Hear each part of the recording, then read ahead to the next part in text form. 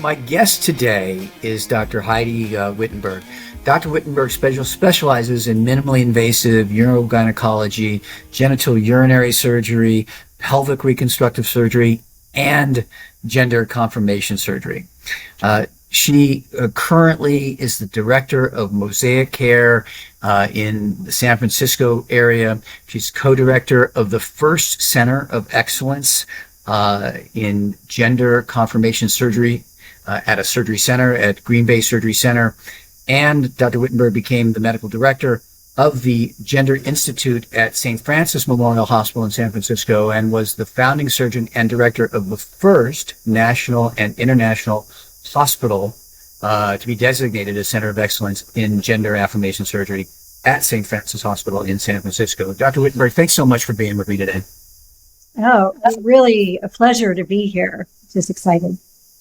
So, give us an idea of how does somebody with such extensive pelvic surgery background, with invasive gynecology, genital urinary reconstruction, pelvic floor reconstruction, how do you ultimately become the go-to person for gender affirmation surgery? Tell me about your journey.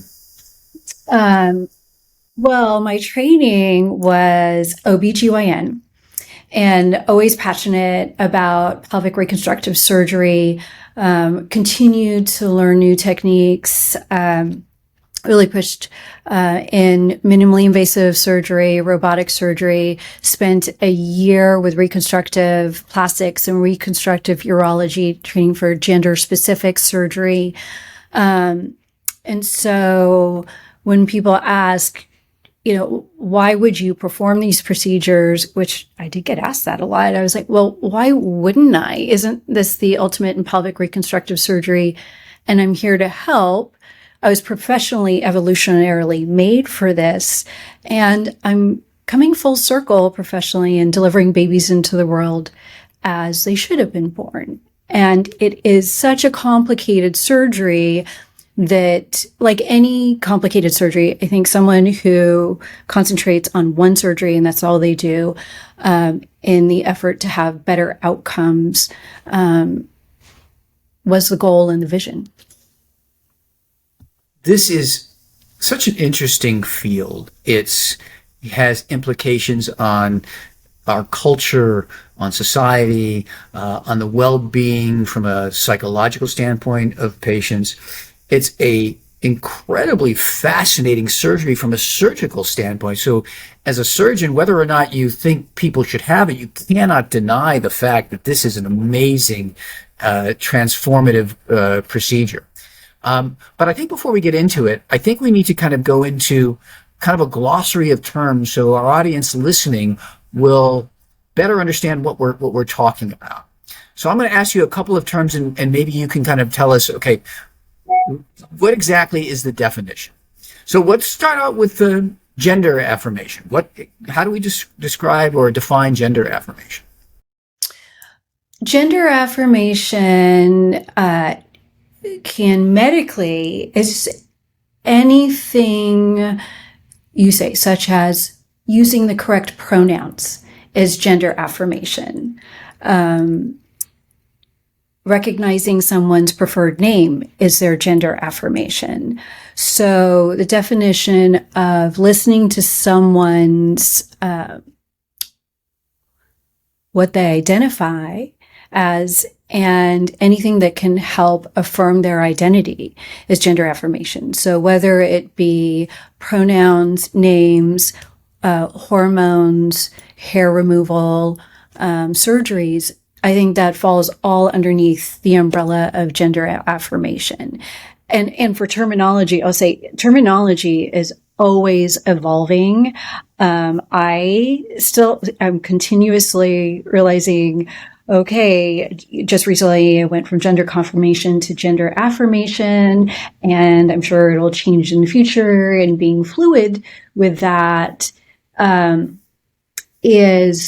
is the grace of like, hey, we don't know everything and everyone's different, and terminology is always going to change even in the medical practice, our terminology changes. So just asking, hey, what's the latest terminology? Or if you hear something and you're like, hey, that's been updated. My patients let me know all the time. I feel like being open and open to receiving is what it's all about. So I too have an issue with some of the terminology in that I find myself so behind. So I'm looking for the education as well. So when I hear the term cisgender, how do you define cisgender for our audience?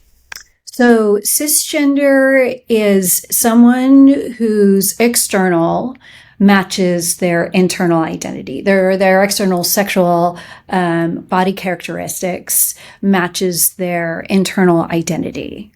So therefore, transgender would be someone whose external attributes do not match their internal identity. And then from there, non-binary, where does that fall into place?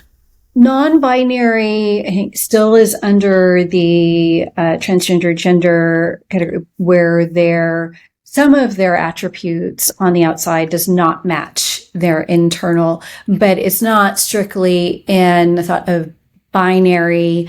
Someone has to have all the attributes of female or all the attributes of male. And also, part of the journey and terminology is someone can be trans but not want any intervention. So they're okay with their external mismatching their internal. Like it's all a spectrum, like everything. Since we're probably going to get into a lot of the technical aspect of the surgeries that you do, I want to just maybe also explain what surgeries we're talking about. So when we talk about a transmasculine hysterectomy, what is that referring to? It's referring to removing the uterus in someone who identifies as male, but has female organs. And so I personally just call it house cleaning and getting rid of the organs that shouldn't be there for them. But yes. Good. And what is a orchiectomy? Orchiectomy is removal of testes for someone who doesn't identify as needing testes. And this may be obvious, but penectomy? Well, penectomy is removing the penis for patients who having a penis does not match with their gender identity.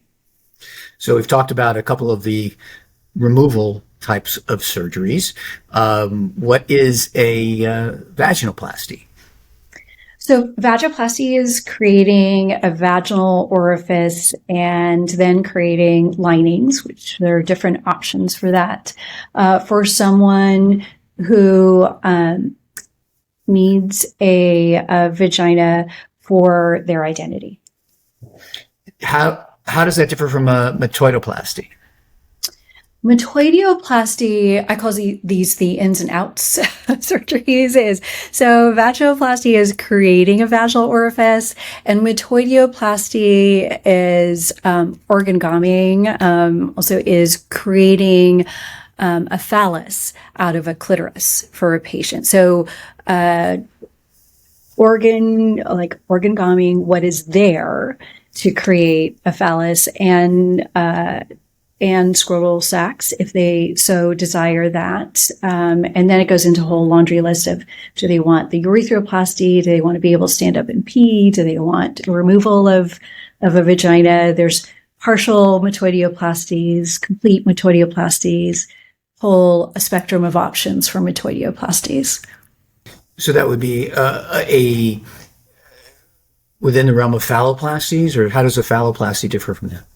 Oh, this is a very good. So metoidioplasty is reorganizing what's already there, strictly below the belt in that area. And you can only elongate the clitoris so far by cutting some of its ligaments. So depending on someone's original original, what their attributes are and size, and how they've responded to any additives like testosterone, there's going to be a limit to how large a phallus is. And typically, because in the US, there's no implants available for metoidioplasty phalluses, as a lot of those patients have to realize there's the expectation of vaginal penetrative play, probably is not on the table. For phalloplasty, it involves additional microvascular surgeons to develop a flap from one of three places. The most popular is the radial forearm. It's called radial forearm flap, versus the thigh, or the least favorite is the latissimus dorsi. So a bigger flap and creating a larger phallus, which will 100% need an implant.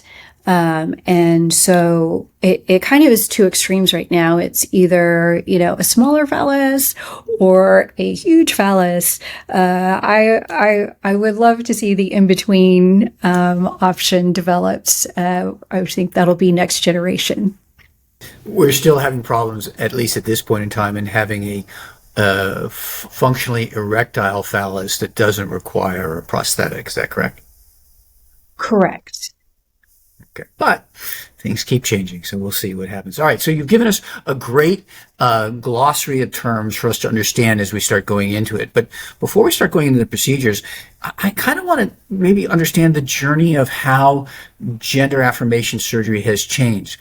I'm of the age where when I used to talk about it as a kid and as a teen, it was a sex change operation. We didn't hear anything else. And the first information that I knew as I started learning about this was a patient by the name of Christine Jorgensen, who went to Denmark, I believe, and was the only place in the world that she could get it. She was an American, male to female patient.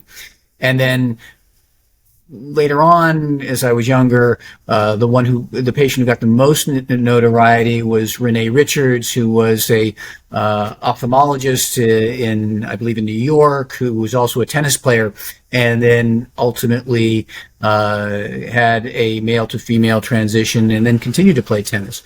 Tell me, I remember at that period of time, there was so much controversy about it, and a very difficult time for any of these patients to ascertain these surgeries, let alone the social trauma that they went through it.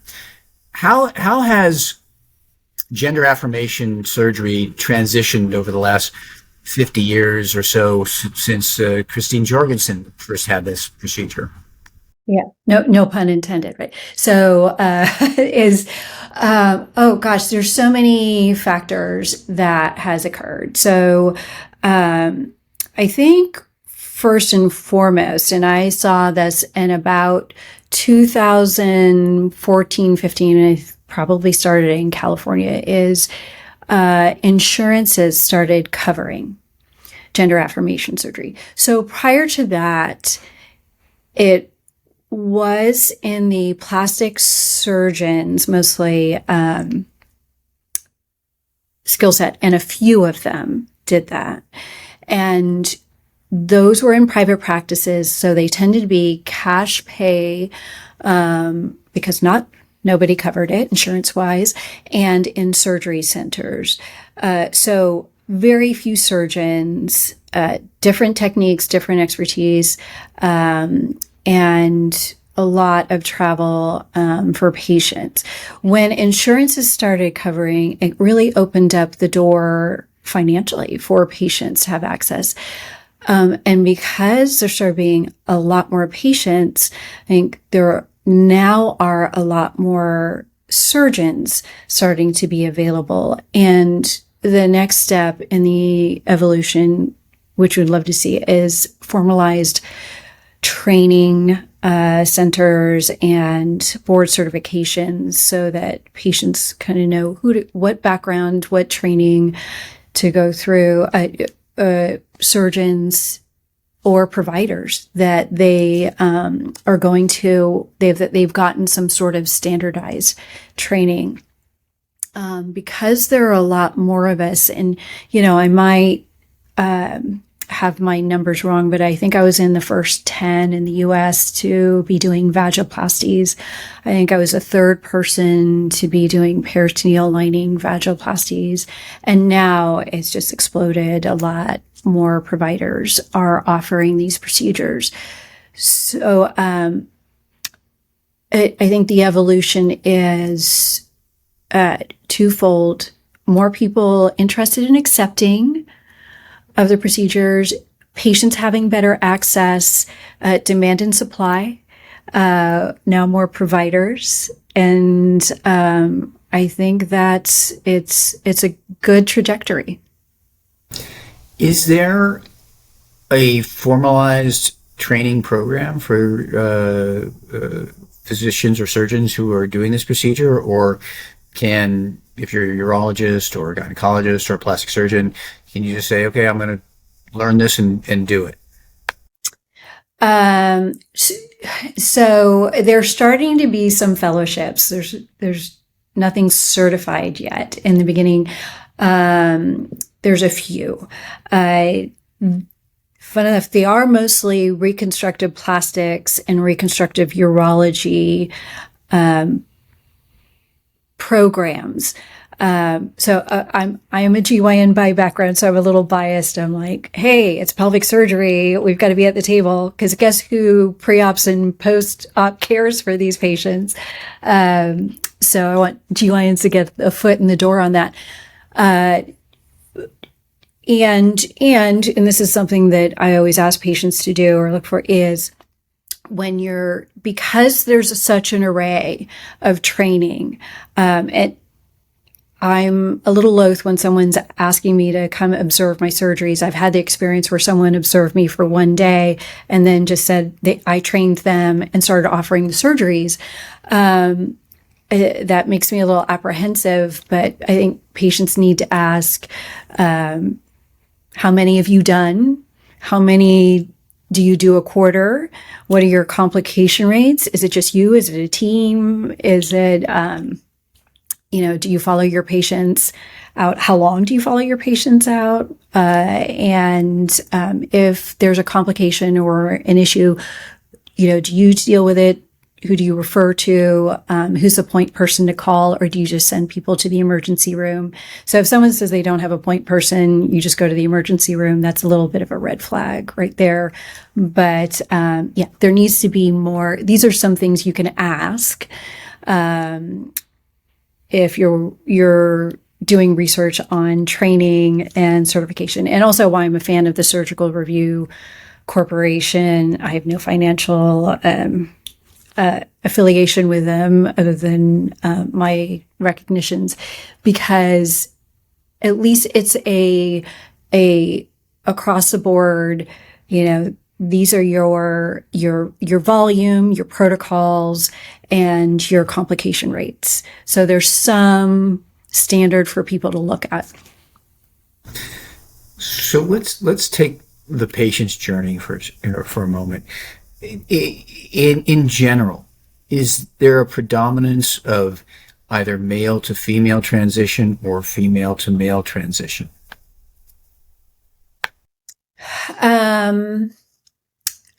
It's such a complicated question. I mean, it's roughly the same. I mean, there are differences based on what type of surgery is being requested. I think currently there's slightly more, based on this, slightly more vaginoplasties being requested versus metoideo or phalloplasties for bottom surgery. But ultimately, I think it's pretty similar.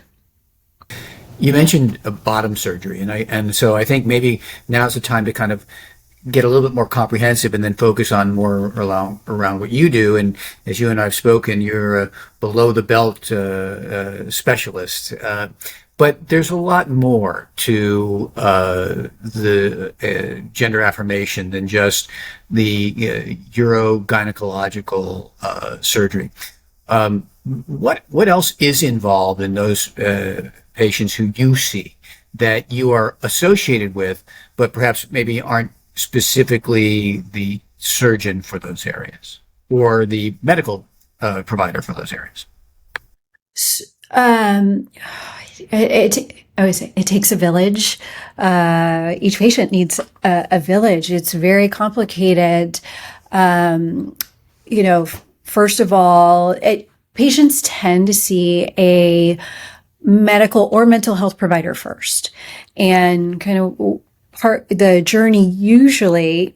Look, I'm an endpoint of so when someone sees me, they've had mental health, even two mental health provider consults. They've had their hormone provider. They've lived with hormones for at least 12 continuous months, if it's been safe to do so. They have lived in their gender identity at least 12 continuous months, if it's safe for them to do so. They're usually the age of consent or majority, which in California is 18. They have the faculties to provide informed consent, to read a consent, understand the risks of the procedure and the recovery, and be medically and mentally optimized for the surgery. So part of getting there is the hormones, the mental health assessments, some hair removal that's required for surgery. For vaginoplasty it is, which can take up to a year. Ideally, we had like sexual health expert, like your Dr. Jeremy Sharp on your genital surgery. This could go hand in hand with your other podcast of genital surgery, and pelvic physical therapy. Sometimes they have patient navigator for insurance. Sometimes they need lawyers to help push this. And a huge part of their journey is support. They need a support person, a family, or friends, spouses to be available for them. And that's what the journey is needed for the surgery. Not all patients have surgery, or not all patients have all the surgeries. Again, not everybody is on the same tract. As you said, I think you are kind of an endpoint, and I would imagine that when they get to see you, they are extremely committed to where they want to go, because that's a hard reversal at that point in time. You can have breast augmentation, and that can be reversed if you chose. You can have a breast, reduction or even an amputation, and there are ways in which that could be reversed, but kind of hard to think about reversal once they get to you. So by the time you see these patients, or the time you're ready to contemplate surgery on these patients, do you find that most of them are fully committed to this really significant life-changing, or have they really already gotten to that point? It's rare to have someone early in their journey, although things are changing now with better access to care and shorter wait times. Maybe people are getting information earlier, but like I said, surgeons are usually at the end point of kind of the transitioning process, not the journey, but at least the transitioning process. So for bottom surgery, a lot of times they've waited a year for a consult, even 2 years for a surgical consult. I think we're starting to see, we're trying to make ours a lot shorter. We're, I think, within 3 months for an initial consult. And historically, they've had to wait years, even up to 5 years after the consult for their surgery. and we're offering it within the same year for patients. So most of them have been processing this, and by the time they want surgery, that's when they start investigating for a consult. Then they have to do a year, if they haven't done it already, of hair removal. They have to do,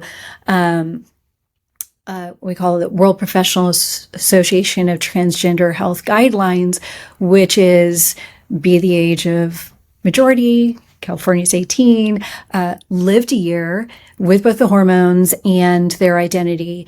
So it's unusual to get to the point of surgery and someone changes their mind. It happens, but very unusual. And the other part is this is irreversible surgery, which is part of the consent. You see, this cannot be reversed because this also involves sterilization for a lot of patients, not every patient. And so part of the pre-consent process is you have to think about fertility, preservation, and that this is a sterilization procedure, which is why we're only 18 and older. In your practice, do you do more vaginoplasty or metoidioplasty or phalloplasty, or is it about the same? It is funny. It has really evolved over time. At this point, we are like 99% vaginas are us.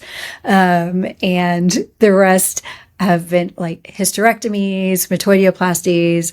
And at this point, when I looked at the metoidioplasty volume, I'm like, yeah, I can do it, but it really should be someone who's doing, at least 3 to 4 a month. And so I'm now referring those to the phalloplasty, metoidioplasty surgeons. So that's the evolution of our practice.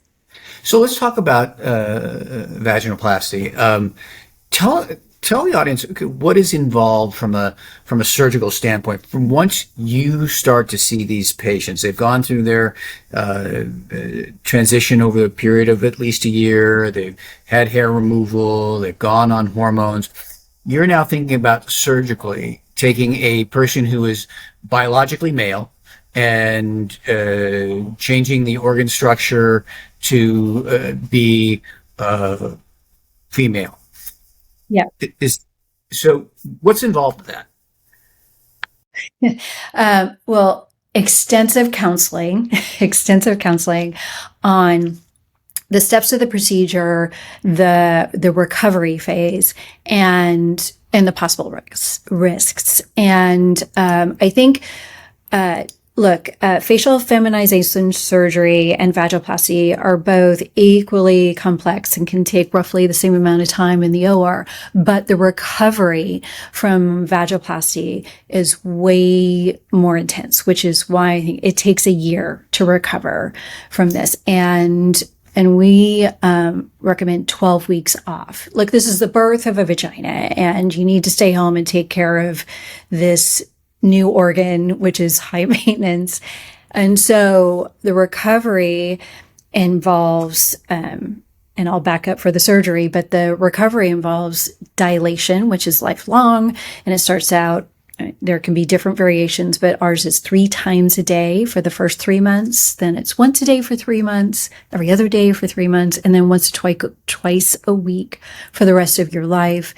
Also involves douching, and we get a GYN 101 discussion on our third postoperative visit on, hey, what bleeding is, how to recognize a UTI. And so backing it up is such a big surgery. And I know there's variations on how long surgeons ask someone to stay and recover.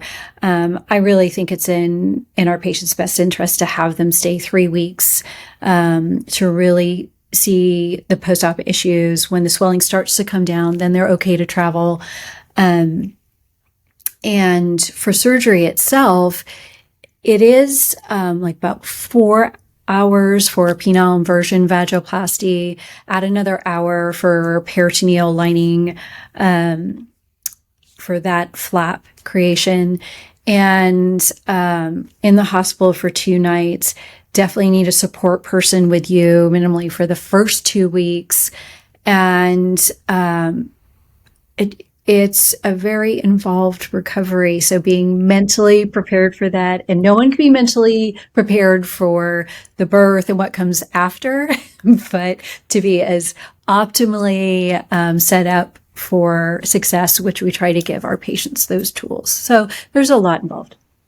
So I want to just for our audience, and please, correct me if I'm wrong. And I also want to know if you do this in a staged fashion versus all in one. But for our audience, for a male to female transition, you have to remove the testicles, an orchiectomy. You're removing the penis, but remember within the penis is the urethra in which you urinate, and that now has to be transitioned to a shorter urethra and come out in an appropriate place. You have to create a cavity to and an introitus, an entry into the vagina, the vulva, if you will, and the vagina itself, the cavity for which, if sexual activity is going to take place, has to be created. And underneath that cavity, or deep to that cavity, there's a lot of important stuff that needs to be protected, and so this is a lot going on. How is that all done at one time? And what is the most complex aspect of this actual surgical procedure? We try to do everything all in one procedure. I know there are some surgeons who will 100% do labiaplasty and clitoral hood creation as a second stage.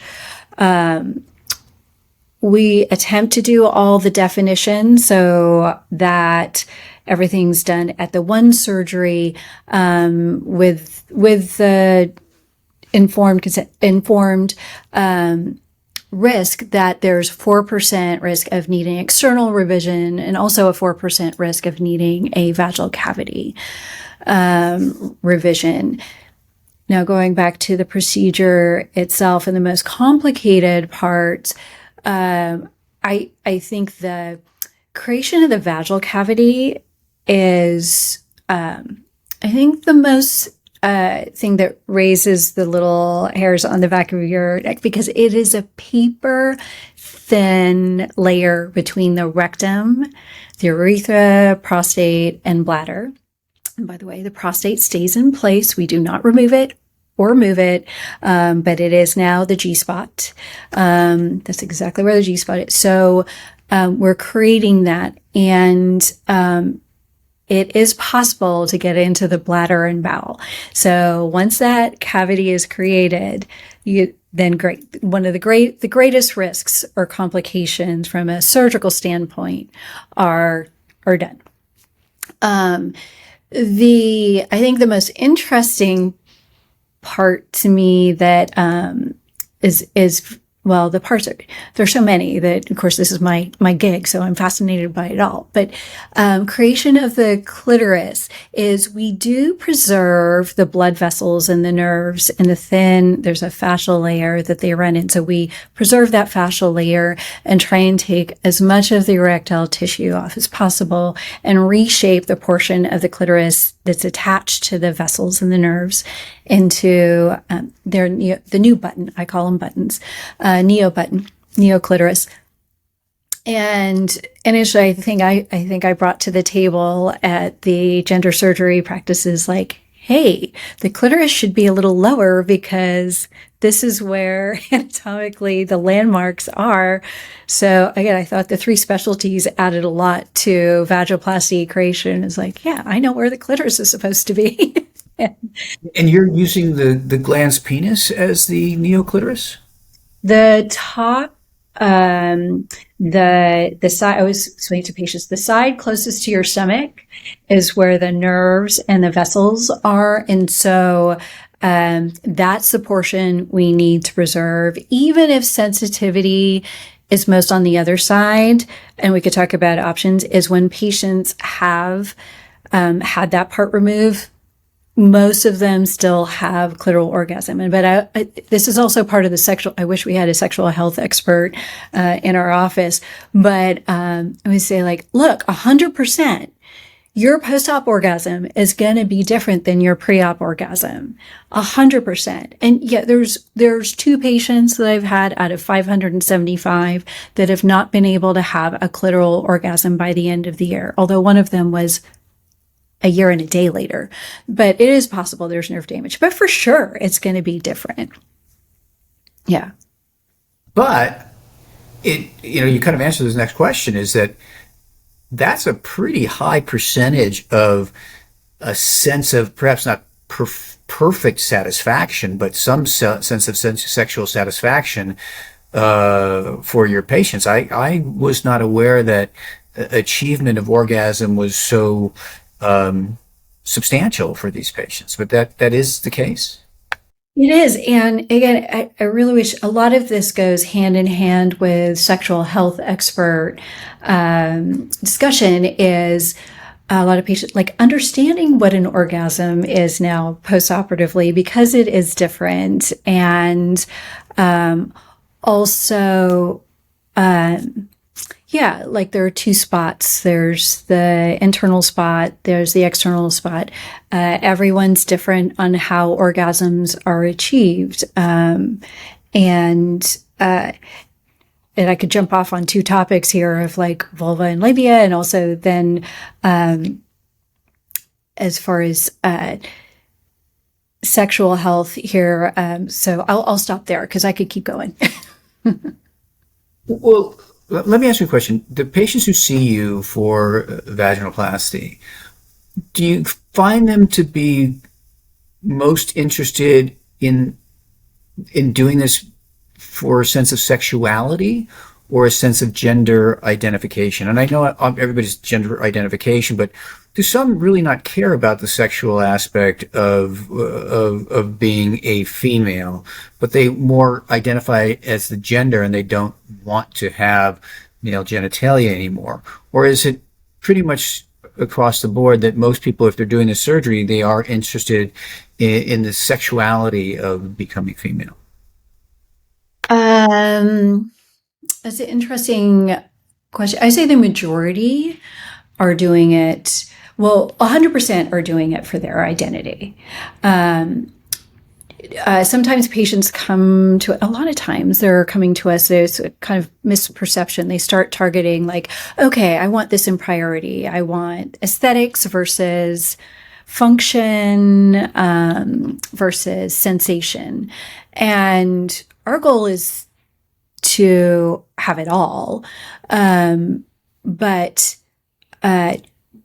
your job and the mental health provider's job is what parts of your body cause you dysphoria? What would give you euphoria? Whether you want it, whether you use it, correct? Whether you use it or going to use it or not. What do you need to have post-op euphoria? And if you don't need a 13, 14, 15 centimeter deep vagina for your post-op euphoria, maybe you don't need, because there's a higher risk with creation of the vaginal cavity. Maybe you don't need that. So that discussion of like, what do you need for post-op euphoria? What do we need to do house cleaning on and get rid of that is causing you dysphoria, and kind of starting off there. Going back to the procedure itself, a lot of people have the perception that, you're just chopping everything off. But you're really not. You're utilizing the tissue that does exist in other ways. Can you explain how you might use the scrotum, or how you might use parts of the erectile tissues of the penis, and how all of that plays into the reconstruction of the neo-vagina? So, we don't, other than, hysterectomies, we don't remove everything. But for vaginoplasties in particular, externally, we're trying to remove erectile tissue. and remove a large portion of the urethra. But we are preserving portions of those for other portions. So a little part of the urethra we spatulated open and we use as a backboard for our clitoris. So it's in the middle, it's nice and pink, and we make a little buttonhole for our clitoris. That's not universally all surgeons. About, I think, half of us do that, half of us don't. For the clitoris, again, we're still using the portion of the glands and preserving the nerve and blood vessel attachments, but placing it into position. And then while we've trimmed a lot of the crura, the base of the penis, and removed muscle, we're still attaching the clitoris to the crura as someone born with a clitoris would have. We are using part of the scrotum for labia majora that is also used for labia minora when we're doing the penile inversion vaginoplasty. With the peritoneal lining option, which comes all the way down, we have the option of using the penile shaft skin as separate labia minora. So that might create a little bit better longer-term definition than the initial suture definition we're attempting to use with the penile inversion vaginoplasty. So we're with skin grafting or penile inversion vaginoplasty, we are using scrotal tissue that would otherwise be discarded as the lining for the vagina. And then for a few patients that are like not candidates for peritoneal surgery because they've had abdominals, whatever the reason, they're not, that's not an option, or they don't want the more invasive option, is for a handful of patients we've offered using this material, tunica vaginalis, which covers the testes and the scrotum, as potential additional lining for the depth they're looking for. It's a small number of 20. It's nothing to base any study on. It's just patients who've had no other options. And today, I think I may have one patient that may have had a graft failure, but so far patients have done well on that. When it comes to maintenance and risk, when you create a cavity, it doesn't always stay open.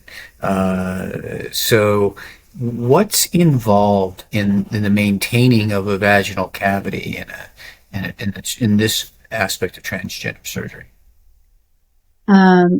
So maintenance, vagina, like I said, vaginas are high maintenance. So definitely dilation. And in my prior career, I call it my prior career as a Urogyne, because now I consider myself just a gender surgeon specialist, is my prior career, I had seen patients with colon vaginoplasties or other vaginoplasties that had strictures and peritoneal flaps that had strictures. So my current practice, because we do not have data, and I have seen patients with peritoneal lining that they have contracted down, scarred down. Like all vaginas that are created need dilation, and that way that could, and it's a lifelong commitment. Vaginal receptive play is not the equivalent of dilation, and there are different regimens that different surgeons use, but initially it can be intensive, like 3 to 4 times a day initially, then slowly decrease over time. I think we all generally use once to twice a week for the rest of your life to maintain your vagina. I think there's a small percentage of patients who are doing everything right that their body just scars down no matter what they're doing. So the other thing is douching. And it's a question patients ask all the time, because in the GYN world, we say with patients who are born with vaginas, we say don't douche. Because that'll alter your pH. If it's a perfectly pH vagina, and that pH is 4.4. For our neo-vaginas, and I've been doing pH testing, skin grafting is 7.0, and I think peritoneal lining is pretty uniformly 7.0. Still need to douche is the baseline recommendation, especially for skin lining grafting. There's skin cell overgrowth, there's bacterial overgrowth, and some lube that needs to be washed out. And so douches are acidic, 4.4. So they need to just be able to flush that out periodically from bacterial overgrowth. And going to a GYN, they might automatically give someone antibiotics. Like the first thing I'd say, douche first. That's a maintenance thing. Peritoneal lining tends to need less douching. I've seen a lot of my patients drop off of that. And I think just a small amount of watery, yellowy discharge that they have is enough for like self-cleaning oven effect. But douching is a lifelong commitment, and dilation. Those are the two biggies.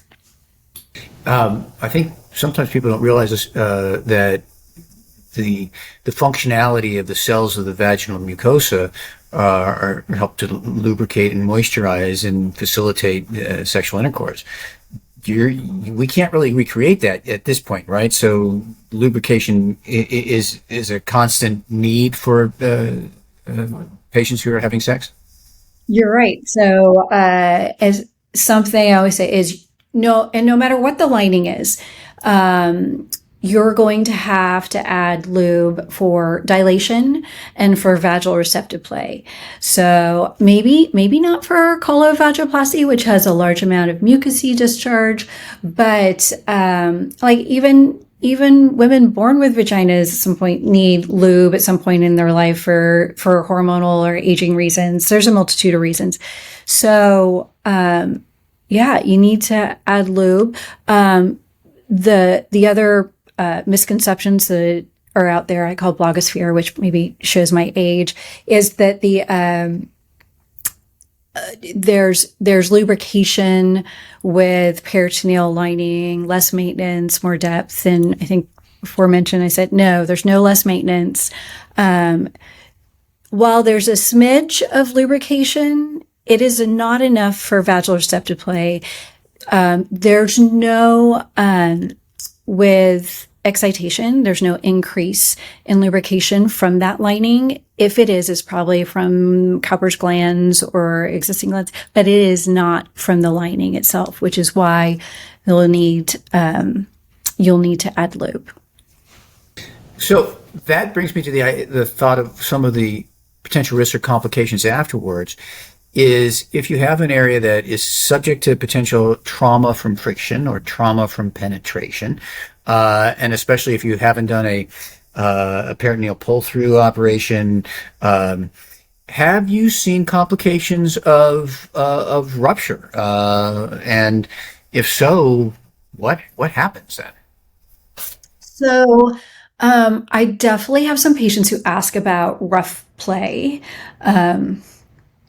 And I think this goes in every recommendation we make and has unfortunately had a story behind it. But on the 3-month visit, where I say happy get out of vagina quarantine day, is one of my parting comments is, treat your vagina as special as an individual as you are and be safe with it. So I know this should go without saying, but do not insert anything sharp. Should go without saying, but it's been done. Don't insert anything sharp into any of your orifices would be a good idea. Don't insert anything small unless there's a string attached. So explore, safely, with yourself. And also, you need to get to know yourself first before you can tell a partner what to do for you. And safe sex. If something hurts, don't do it. Don't go beyond a certain limit. If you know how deep your vagina is, don't push past that. And if it's hurting or bleeding, stop.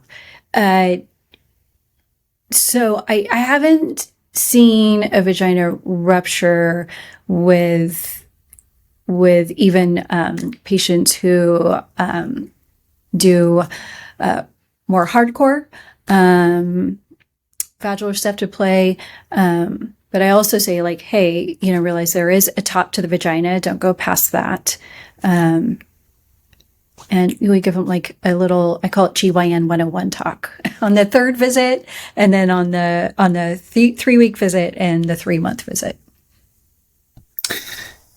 I think that society has become, in many ways, more open to this type of surgery, but I have to imagine that that's not universal, that it may have some geographic differences, both in areas of the United States as well as areas throughout the world, religious